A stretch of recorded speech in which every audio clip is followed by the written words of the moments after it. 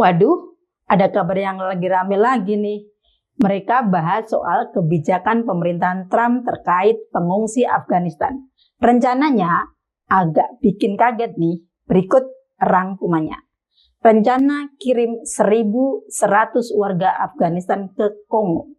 Pemerintah Trump dikabarkan lagi diskusi buat ngirim sekitar 1.100 warga Afghanistan ke Republik Demokratik Kongo atau DRC. Padahal orang-orang ini adalah mereka yang dulu membantuin pasukan Amerika Serikat selama perang di Afghanistan loh. Kok bisa sampai ke Kongo sih? Awalnya mereka punya harapan buat pindah ke Amerika Serikat.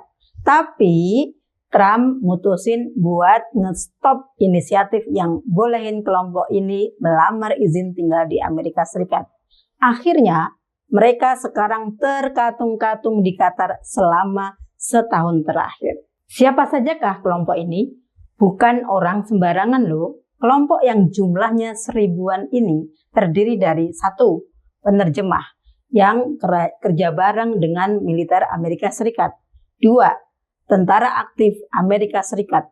Ada sekitar 100-150 orang. 3. Anak-anak. Ada lebih dari 400 anak di dalamnya. 4. Totalnya perempuan dan anak-anak mencapai 700 orang. Banyak pihak, termasuk organisasi non-profit Afghan Effort, yang merasa rencana ini gak masuk akal. Ini alasannya. Pertama, kondisi Kongo lagi krisis.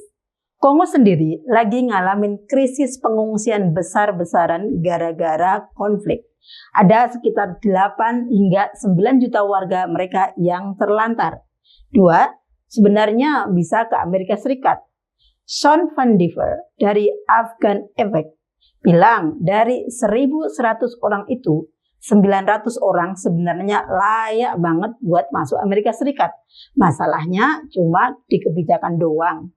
Ini solusinya gampang, tinggal bilang selamat datang di Amerika katanya.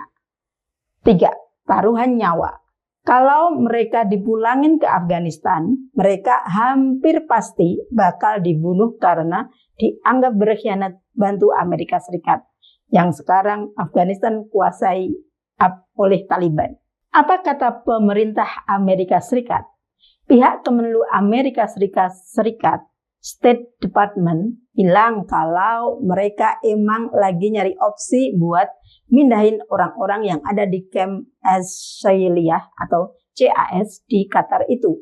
Menurut mereka, mindahin ke negara ketiga kayak Kongo ini adalah solusi positif demi keamanan.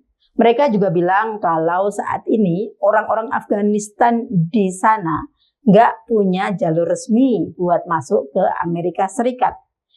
Nasib yang masih menggantung. Sampai sekarang, obrolan soal pindah ke Kongo ini belum final. Kalau batal pun, nasib 1.100 orang ini makin nggak jelas alias limbo. Mereka udah bantuin Amerika Serikat, tapi sekarang masa depannya malah kayak diombang-ambing. Bener-bener rumit ya urusan kebijakan luar negeri ini. Semoga ada solusi terbaik buat mereka. Ngomong-ngomong, kalau ada detail lain yang mau kamu tanyain soal ini, kabarin aja ya. Kira-kira menurutmu gimana? Masuk akal nggak kalau mereka dikirim ke negara yang lagi konflik juga? Semua berita dan informasi terkini yang kami berikan tidak pernah berasal dari sumber kami sendiri. Kami selalu mengambil dari sumber media berita internasional yang terpercaya. Dan kami selalu menyertakan screenshot sumber berita tersebut di awal video.